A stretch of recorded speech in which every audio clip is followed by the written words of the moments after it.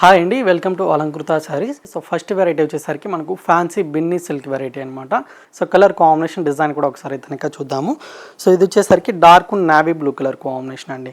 So colour combinations కూడా చాలా బాగున్నాయి అనమాట. సో ఈ కలర్ అయితే కనుక మనకు ఆనంద బ్లూ కలర్ కాంబినేషన్ తోటి బార్డర్స్ అనేది మనకు కాంట్రాస్ట్గా ఉంటాయి అండ్ గ్రాండ్గా కూడా ఉంటుందండి. సో అంతా కూడా మనకి ఈ విధంగా జెరీ వీవింగ్ తోటి కనుక డిజైన్ తీసుకున్నాము.